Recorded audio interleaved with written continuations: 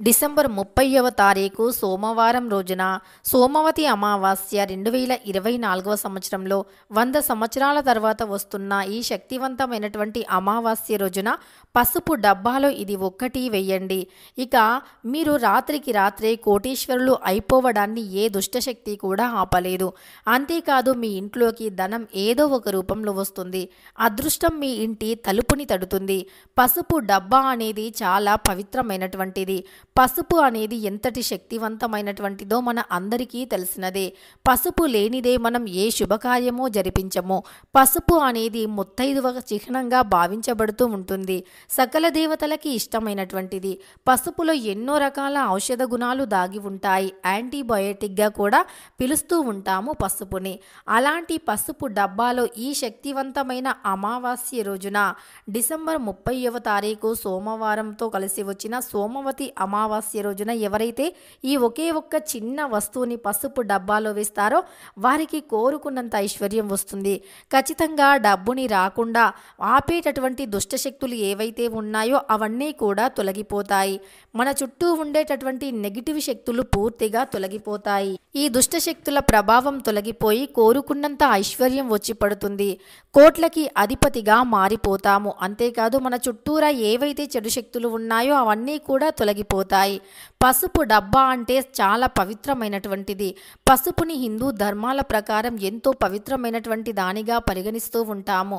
పసుపు అనేది మనం ఎక్కడైనా గాయాలు అయినా సరే పసుపుని అక్కడ పెడుతూ ఉంటాము. ఎందుకంటే యాంటీబయోటిక్ లక్షణాలు పసుపులో అధికంగా ఉంటాయి. శరీరంపై ఉన్న మొటిమలు మచ్చలను తొలగించడంలో కూడా పసుపు చాలా ముందుంటుంది. అంతేకాదు పసుపుని ప్రతినిత్యము కూడా గోరువెచ్చని పాలల్లో కలుపుకొని తాగటం వల్ల మన స్కిన్ అనేది గ్లోగా అవుతుంది. అలానే క్యాన్సర్ కారకమైనటువంటి క్రిములను కూడా నాశనం చేస్తుంది పసుపు. అదేవిధంగా మనకు యాంటీబయోటిక్గా పనిచేస్తుంది.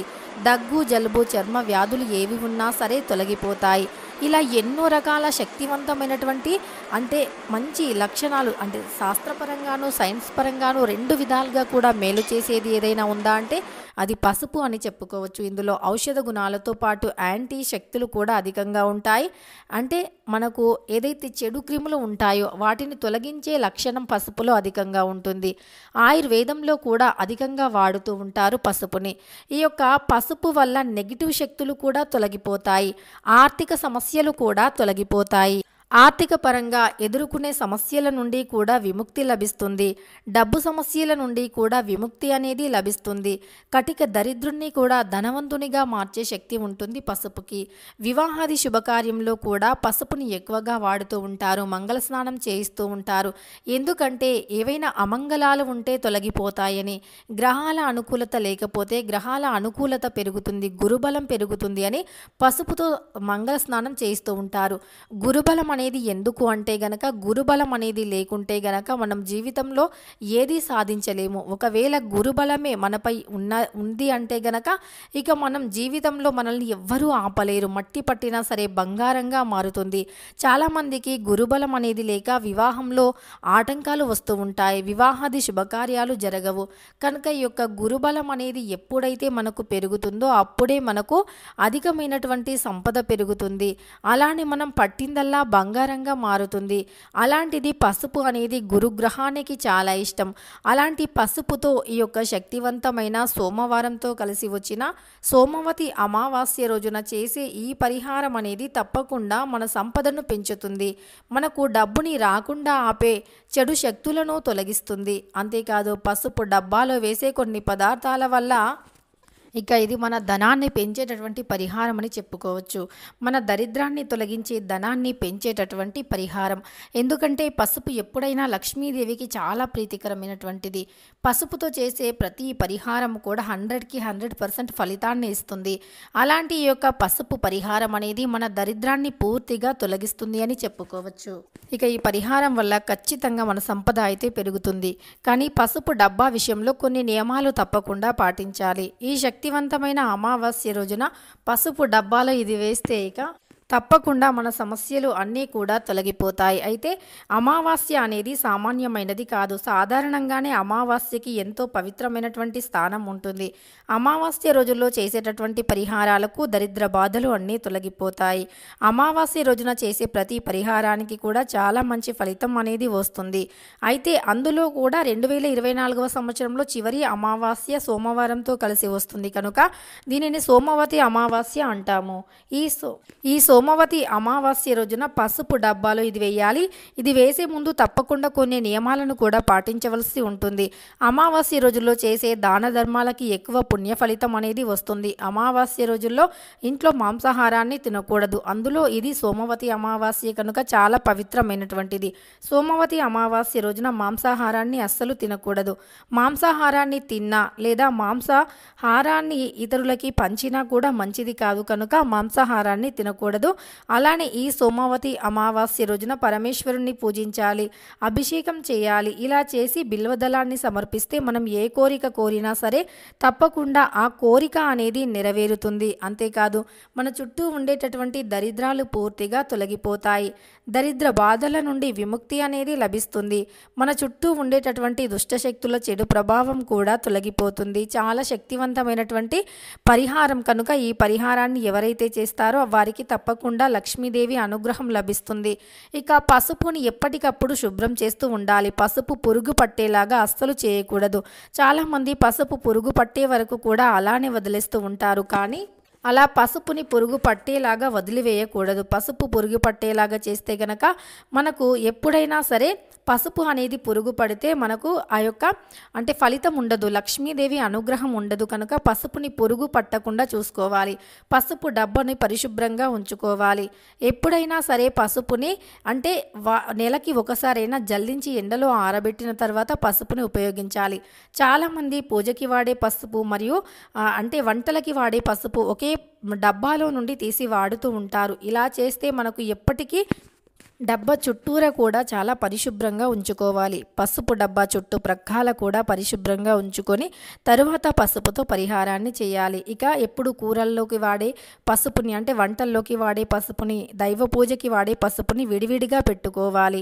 ఎందుకంటే మనం ఎప్పుడు అంటే నాన్ వెజ్లో కానీ మాంసాహారంలో కానీ వాడుతూ ఉంటాం కాబట్టి ఆ పసుపుతో మళ్ళీ పూజకి అదే పసుపుతో పూజించటం వల్ల పూజకి ఫలితం అనేది ఉండదు. కాబట్టి ఇలా ఎప్పుడైనా విడివిడిగా పెట్టుకోవాలి. పసుపు విషయంలో ఈ నియమాలను పాటించాలి. అలానే పసుపు పూర్తిగా అయిపోయే వరకు ఎప్పుడూ చూడకూడదు.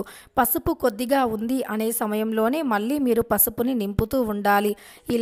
ఇక పసుపు డబ్బాని ఎప్పుడూ పరిశుభ్రంగా ఉంచుకోవాలి. పసుపు చాలా శుభప్రదమైనటువంటిది. పసుపుని మనం శరీరానికి రాసుకొని స్నానం చేస్తే లక్ష్మీదేవి కటాక్షం కలగడంతో పాటు మనకు ఏదైనా సమస్యలు ఉన్నా గ్రహ దోషాలు ఉన్నా తొలగిపోతాయి. పసుపుని కాళ్ళకి రాసుకొని పూజ చేస్తే లక్ష్మీదేవి కటాక్షం కలుగుతుంది. కాళ్ళు కూడా మృదువుగా అవుతాయి. కాళ్ళ దగ్గర ఉన్న చెడు బ్యాక్టీరియా, మనకు హాని కలిగించే చెడు బ్యాక్టీరియా, చిన్న చిన్న సూక్ష్మజీవులు ఏవైతే ఉన్నాయో అవి కూడా తొలగిపోతూ ఉంటాయి. ఇలా పసుపుతో మనం చేసే ప్రతి పరిహారం కూడా చాలా మంచిగా పనిచేస్తూ ఉంటుంది. అందువల్ల పసుపు డబ్బాలో వేసే ఈ యొక్క శక్తివంతమైనటువంటి వస్తువు కూడా అందులో అమావాస్య రోజున ఈ వస్తువుని పసుపు డబ్బాలో వేయటం వల్ల తప్పకుండా మన చుట్టూ ఉండే నెగిటివ్ ఎనర్జీ కావచ్చు, దుష్ట శక్తులు కావచ్చు, చెడు శక్తులు కావచ్చు పూర్తిగా తొలగిపోతాయి. వీటి నుండి దరిద్ర బాధలు నుండి విముక్తి కూడా లభిస్తూ ఉంటుంది. ఈ చెడు శక్తుల ప్రభావం నుండి మనం బయటపడగలుగుతూ ఉంటాము. సకల దరిద్రాలన్నీ కూడా తొలగిపోతాయి. కోరినంత ఐశ్వర్యం కూడా వచ్చి పడుతుంది. సకల దరిద్ర బాధల నుండి కూడా విముక్తి అనేది లభిస్తుంది.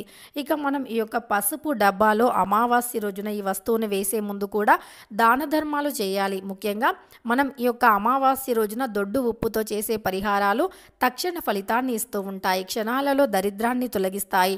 దొడ్డు ఉప్పు లక్ష్మీదేవికి చాలా ఇష్టం. దొడ్డు ఉప్పు సముద్రం నుండి వస్తుంది. సముద్రం నుండి వచ్చే ప్రతి వస్తువు కూడా లక్ష్మీదేవికి ప్రీతికరం. కనుక దొడ్డు ఉప్పుతో చేసే పరిహారాలు కూడా మన దరిద్రాన్ని తొలగిస్తాయి. ఇక ఈ అమావాస్య రోజున దొడ్డు ఉప్పుని ఏదో ఒక మూలన ఇంట్లో మట్టి పాత్రలో దొడ్డు ఉప్పుని పోసి ఆ ఉప్పుని ఏదో ఒక మూలన పెట్టాలి. అలా పెట్టడం వల్ల మన ఇంట్లోకి వచ్చిన చెడు శక్తులు, నకారాత్మక దుష్ట శక్తి దృష్టి లేదా నరదృష్టి ఏదైతే ఉందో వాటిని పూర్తిగా దొడ్డు ఉప్పు లాగేసుకుంటుంది. తరువాత ఆ ఉప్పుని పారే నీటిలో వేసేయాలి. ఇలా చేస్తే మనకు మంచి ఫలితం వస్తుంది. ముఖ్యంగా అమావాస్య రోజుల్లో ఇలాంటి పరిహారాలు చేయటం వల్ల తప్పకుండా మన సమస్యలు తొలగిపోతాయి. మనకు సమస్యలను తెచ్చిపెట్టే చెడు శక్తులు కూడా తొలగిపోయి లక్ష్మీదేవి అనుగ్రహం లభిస్తుంది. ఇక పసుపుతో ఏ పరిహారం చేయాలి అంటే మనం ఒక బౌల్ని తీసుకోవాలి. అంటే ఏదైనా ఒక గాజు బౌల్ని తీసుకొని అందులో పసుపుని వేయాలి. పసుపుని వేసిన తర్వాత ఆ పసుపులో ఒక రూపాయి కాయిన్ కానీ 5 రూపాయల కాయిన్ కానీ వేయాలి. అలా వేసిన తర్వాత దానిని లక్ష్మీదేవి పటం ముందు పెట్టాలి. లక్ష్మీదేవికి పసుపు అయినా లేదా చిల్లర కాయిన్స్ అయినా లక్ష్మీదేవికి చాలా ఇష్టం కనుక లక్ష్మీదేవి పటం ముందు పెట్టాలి. అలా లక్ష్మీదేవి పటం ముందు పెట్టిన తర్వాత దానిని అంటే రూపాయి కాయిన్ని కడిగి ఎవరికైనా దానంగా ఇవ్వాలి. పసుపుని మాత్రం పారే నీటిలో కానీ తులసి మొక్క మొదట్లో కానీ వేసేయాలి. లేదా ఆ పసుపుని శరీరానికి రాసుకొని స్నానం ఆచరించిన లక్ష్మీదేవి అనుగ్రహం అనేది లభిస్తుంది. కనుక ఈ శక్తివంతమైన సోమవతి అమావాస్య రోజున పసుపుతో ఇలా చేయాలి. ఇక పసుపు డబ్బాలో ఏది వేయాలి అంటే గనక పసుపు డబ్బాలో ఒక రూపాయి కాయిన్ని ఒక పేపర్ కానీ లేదా ఒక క్లాత్ని కానీ తీసుకోవాలి. వైట్ కలర్ క్లాత్ని తీసుకొని అందులో ఒక రూపాయి కాయిన్ని వేసి అందులో కొన్ని యాలకులను కొద్దిగా కర్పూరాన్ని ఒక బిర్యానీ ఆకుని వేసి మూటలా కట్టి ఆ మూటను పసుపు డబ్బాలో వేయాలి. మనం చెప్పినట్టుగా అంటే ముందుగా చెప్పుకున్నట్టుగా పసుపు డబ్బాలో అది వేసే ముందు తప్పకుండా మనం ఇలా పసుపు డబ్బా దగ్గర పాటించవలసిన నియమాలను పాటించిన తరువాతే ఈ పరిహారాన్ని చేయాలి. అప్పుడే మనకు ఫలితం అయితే ఉంటుంది. ఎందుకంటే లక్ష్మీదేవికి శుచి అయినా శుభ్రత అయినా చాలా ఇష్టం. శుచి శుభ్రత ఉంటేనే లక్ష్మీదేవి అనుగ్రహం ఉంటుంది. కనుక శుచిగా శుభ్రంగా ఉంటేనే ఈ పరిహారాలు చేయవలసి ఉంటుంది. పీరియడ్స్ టైంలో ఆడవారు చేయకూడదు. అంటే నెలసరి సమయంలో చేయవచ్చా అని సందేహం చాలామంది ఆడవారికి ఉంటుంది కదా. అస్సలు చేయకూడదు ఈ పరిహారం. అలానే ఈ పరిహారం చేసే ముందు పసుపు డబ్బాని పరిశుభ్రంగా తప్పకుండా ఉంచుకోవాలి. పసుపు డబ్బా చుట్టూ ప్రక్కల కూడా శుభ్రంగా ఉంచుకొని పసుపు డబ్బాని కూడా శుభ్రంగా ఉంచుకొని ఆ తర్వాత మాత్రమే ఈ పరిహారాన్ని చేయండి. అప్పుడు మంచి ఫలితం తప్పకుండా వస్తుంది. ఇలా పసుపు డబ్బా పరిహారాన్ని ఈ పరిహారం చేసి మనం పసుపు డబ్బాలో ఇవి వేసిన తర్వాత దీనిని ఎప్పుడు తీయాలి అంటే అమావాస్య అయిన మరుసటి రోజు అందులో వేసిన చిల్లర నాణెం ఏదైతే ఉందో దానిని ఎవరికైనా దానంగా ఇవ్వండి. గుడిలో ఉండేవారికి ఎవరికైనా దానంగా ఇవ్వండి. అలానే మనం అందులో వేసిన ప్రతి వస్తువు కూడా ఎవరు తొక్కని ప్రదేశంలో చెట్టు మొదట్లో పెట్టేయండి. ఇలా చేస్తే తప్పకుండా మన చుట్టూ ఉండే నెగిటివ్ శక్తులు దరిద్ర బాధలు పూర్తిగా తొలగిపోయి అమ్మవారి అనుగ్రహంతో మనం ఎప్పుడైనా ధనవంతులుగా మారే అవకాశం అనేది ఉంటుంది. ఇక మనకు అదృష్టం అనేది వచ్చి పడుతుంది. తెలుసుకున్నారు కదా. అతి శక్తివంతమైనటువంటి సోమవతి అమావాస్య రోజున పసుపు డబ్బాలో ఏది వేయాలి అని. వీడియో నచ్చితే లైక్ చేయడం మర్చిపోకండి. ఇలాంటి ఎన్నో వీడియోస్ కోసం ఛానల్ని తప్పకుండా సబ్స్క్రైబ్ చేసుకోండి.